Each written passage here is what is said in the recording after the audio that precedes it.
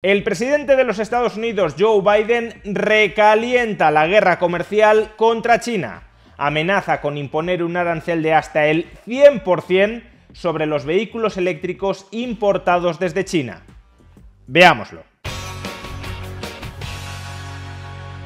Uno de los rasgos más característicos de la política económica de Donald Trump durante su primer mandato como presidente de los Estados Unidos fue el proteccionismo arancelario frente a China. Donald Trump le declaró una guerra comercial a China, elevando de manera muy sustancial los aranceles a muchos productos importados por Estados Unidos desde China, y a su vez China reaccionó a esa declaración de guerra comercial por parte de Estados Unidos, elevando de manera importante los aranceles a muchas de las mercancías, especialmente agrarias, que importaba desde los Estados Unidos. Son muchos los que creen que las guerras comerciales conducen al desarrollo de las economías, pero en realidad la principal víctima de cualquier guerra comercial es el comprador de los productos gravados con aranceles. Aunque muchas veces los aranceles se presentan como un impuesto al vendedor extranjero, en la mayoría de los casos son un impuesto que recae sobre el comprador nacional. Si ese comprador nacional quiere seguir adquiriendo productos desde el extranjero, ha de pagar el precio de ese producto más el coste fiscal del arancel. Y aún en el supuesto de que ese comprador nacional rechace adquirir producción extranjera porque se ha encarecido demasiado debido al arancel, el hecho de que se vea forzado, se vea empujado a adquirir producción nacional más cara o de peor calidad que la producción extranjera que quería adquirir antes de que se aumentaran los aranceles, el hecho de que se vea empujado a comprar producción nacional más cara o de peor calidad también equivale a efectos prácticos a un impuesto, a un sobreprecio forzoso que el Estado le obliga a abonar a ese comprador nacional. Y cuidado, cuando digo que el principal perjudicado de una guerra comercial, de una guerra arancelaria, es el comprador nacional, no me estoy refiriendo exclusivamente al consumidor nacional. Muchos compradores nacionales, por ejemplo, muchos compradores estadounidenses, pueden ser empresarios, productores nacionales, productores de Estados Unidos, que adquieren parte de los inputs que necesitan para producir dentro de los Estados Unidos en el extranjero, porque esos inputs se producen de manera más barata o con mayor calidad fuera de Estados Unidos que dentro de Estados Unidos. Y por tanto, esos productores nacionales que son compradores de mercancías extranjeras, importadores gravados por los aranceles, ven perjudicada su competitividad debido a que se les encarece de manera notable los costes de algunos de los inputs que utilizan para producir. Por ejemplo, si una fábrica de automóviles dentro de Estados Unidos compra los neumáticos a México, porque los neumáticos en México tienen un coste que es la mitad que el coste de producirlos en Estados Unidos, el hecho de que se impida o se encarezca la importación de neumáticos desde México a Estados Unidos significa que esa fábrica de automóviles dentro de Estados Unidos se volverá menos eficiente, es decir, menos competitiva internacionalmente. Para proteger a la industria de los neumáticos dentro de los Estados Unidos, no solo se estará perjudicando al consumidor de automóviles dentro de Estados Unidos, sino también al productor de automóviles dentro de Estados Unidos, que verá mermada su competitividad. Por eso, en el fondo, los aranceles solo sirven para proteger a aquellas industrias nacionales más ineficientes que producen las mercancías que han sido gravadas, que han sido protegidas impositivamente a través de los aranceles. Pero eso se consigue a costa de perjudicar al consumidor nacional, cuya renta disponible se reduce, y también al productor nacional que hace uso de los inputs que están siendo gravados, que están siendo artificialmente encarecidos a través de los aranceles. Y por eso, cuando miramos el efecto que tuvo sobre el empleo de los Estados Unidos la política de guerra comercial iniciada por Donald Trump en 2018 y 2019, vemos que los resultados fueron entre nulos y negativos. El impacto que sobre el empleo tuvieron los aranceles en aquellos condados de Estados Unidos con una mayor exposición a esos aranceles, a industrias supuestamente beneficiadas por esos aranceles, fue o nulo o más bien negativo. Y sin embargo, el impacto que tuvieron en los Estados Unidos. Los aranceles que reactivamente impuso China sobre la importación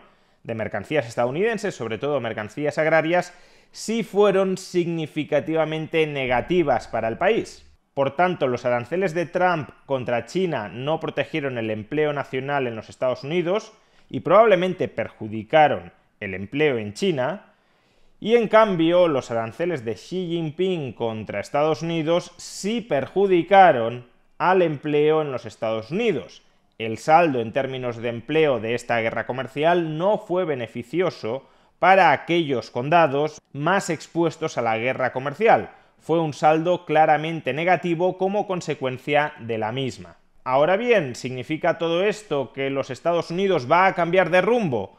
¿Va a dejar de apostar por la guerra comercial directa contra China? Muchos pensaban que si Donald Trump era derrotado y Joe Biden llegaba a la presidencia del país, se daría un giro de 180 grados a esta ofensiva proteccionista en contra de China. Y la realidad ha sido más bien que se ha dado un giro de 360 grados, es decir, una vuelta de tuerca para agravar todavía más la guerra comercial de Estados Unidos contra China. Y es que, según hemos sabido, esta próxima semana Joe Biden no solo anunciará que mantiene todos los aranceles contra China que en su momento impuso Donald Trump, sino que incluso los va a incrementar de una manera muy sustancial. Tomemos el caso del arancel sobre la importación de vehículos eléctricos desde China.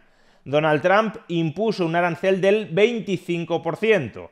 Es decir, que cualquier consumidor estadounidense que quiera comprar un coche eléctrico chino tiene que pagar el precio al que se vende ese vehículo eléctrico más un 25% de recargo.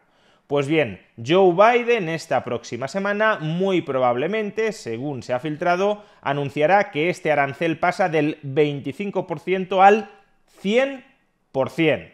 Es decir, que para que un consumidor estadounidense pueda comprar un vehículo eléctrico chino tendrá que pagar un precio que es el doble de aquel al que lo está vendiendo el productor chino de ese vehículo eléctrico.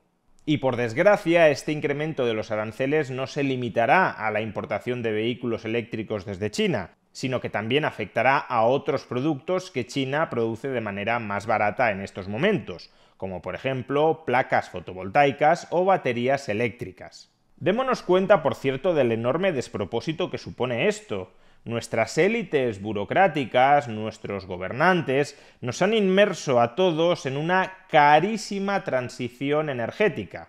Pretenden que abandonemos aceleradamente el uso de combustibles fósiles y que electrifiquemos de manera generalizada nuestra economía para sostener nuestra actividad sobre energías de origen renovable. Pues bien, una parte de la economía mundial, en este caso la economía china, ha conseguido estándares de eficiencia, en términos de calidad y coste, muy elevados en algunos de los elementos críticos para esa transición energética en la que nos fuerzan a participar nuestros dirigentes políticos, y esos dirigentes políticos, en lugar de dar las gracias y decir, menos mal, con estas mercancías vamos a conseguir abaratar de manera muy sustancial el coste de esta transición energética, lo que hacen es elevar barreras a la importación de esos elementos que necesitamos para la transición energética que ellos nos fuerzan a ejecutar y, por tanto, encarecer de una manera muy importante el coste de esa transición energética.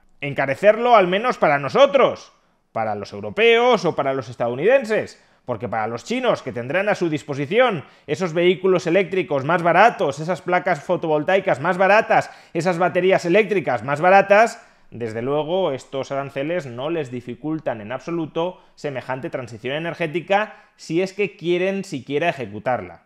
Dicho de otra manera, el demócrata Joe Biden está cuadruplicando la apuesta proteccionista del republicano Donald Trump. Y el propio republicano Donald Trump, si vuelve a la presidencia de los Estados Unidos, ya ha dicho que los aranceles que pueda imponer Joe Biden se van a quedar cortos. Por tanto, tanto el uno como el otro apuestan por exactamente lo mismo: multiplicar los aranceles que pesan sobre la importación de mercancías chinas a costa de empobrecer al comprador estadounidense de esas mercancías chinas. No busquen aquí ninguna lógica económica. No hay argumentos, no hay razones económicas detrás de esto. Ya hemos visto que la guerra comercial fue netamente perjudicial para el empleo en Estados Unidos y a su vez ya hemos visto que no tiene ningún sentido encarecer una transición energética que tú mismo dices que es extremadamente urgente y extremadamente vital para la supervivencia del planeta. La lógica que hay detrás de estos movimientos es una lógica meramente geopolítica. El gobierno de Estados Unidos cree que con estos aranceles está dañando a la economía china. Y es probable que lo esté haciendo. Ya hemos visto que los aranceles que como reacción le impuso China a los Estados Unidos perjudicaron a la economía de los Estados Unidos, de tal manera que también es muy probable que los aranceles, las restricciones comerciales que le impone Estados Unidos a China, perjudiquen a la economía china.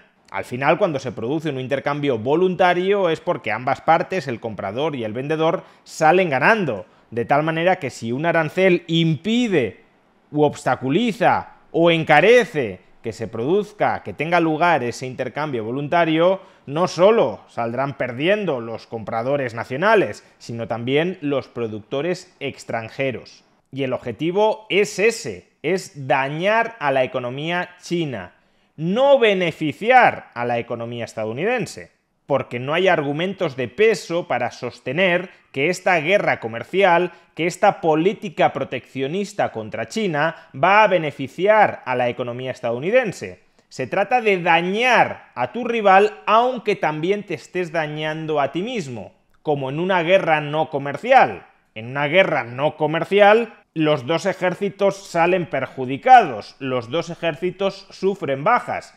Ahora bien, la expectativa que tiene cada uno de los ejércitos es que el otro sufra bajas mayores que el propio. Pues aquí lo mismo, la guerra comercial perjudica a ambas economías. Estados Unidos no la declara para beneficiar a su economía, sino con la expectativa de que va a dañar más a la economía china de la que va a dañar a la suya. Y tampoco le busquen una lógica económica a esta lucha por la hegemonía geopolítica. Estados Unidos no quiere preservar su hegemonía geopolítica frente a China porque considere que de esa manera sus ciudadanos van a vivir mejor en el largo plazo. No es eso. Hay países sin ningún tipo de hegemonía geopolítica global que son muy ricos e incluso más ricos que los Estados Unidos. Puede ser una economía tremendamente próspera sin tener ningún tipo de predominio geopolítico. La razón por la que las élites de los Estados Unidos y las élites europeas y también las élites chinas buscan el predominio geopolítico es por su propio interés. O mando yo o mandas tú.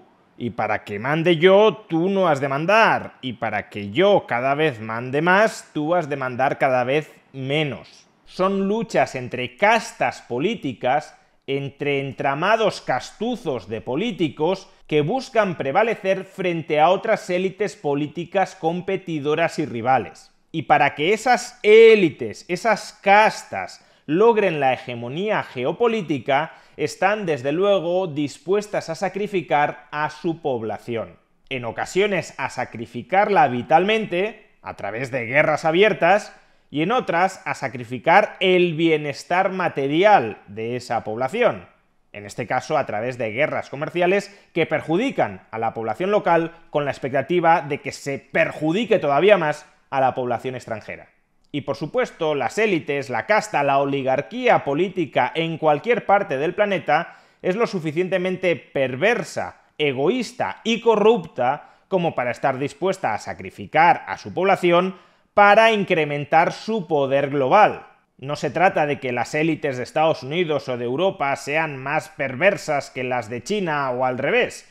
Todas las élites políticas en cualquier país tienen exactamente los mismos incentivos: incrementar su influencia global y reducir la influencia global de otras élites políticas rivales. Porque el poder político es un juego de suma cero. Si no lo tengo yo, lo tienes tú, y por tanto, para que no lo tengas tú, lo tengo que tener, lo tengo que preservar y lo tengo que ir incrementando yo. Y como digo, los ciudadanos de a pie hemos de contar con que nuestras élites políticas, perversas, egoístas y corruptas van a estar dispuestas a sacrificar nuestros intereses para potenciar los suyos. Pero lo que en todo caso no deberíamos hacer es reírles las gracias y seguirles el juego. Porque por desgracia habrá muchas personas que van a ser víctimas económicas de esta guerra comercial que está ahora mismo agravando el presidente demócrata de los Estados Unidos, Joe Biden, que aplaudirán esas medidas de Joe Biden, o que aplaudieron en 2018 y 2019 esas mismas medidas proteccionistas por parte de Donald Trump y que las volverían a aplaudir en el futuro si en el futuro las vuelve a adoptar Donald Trump.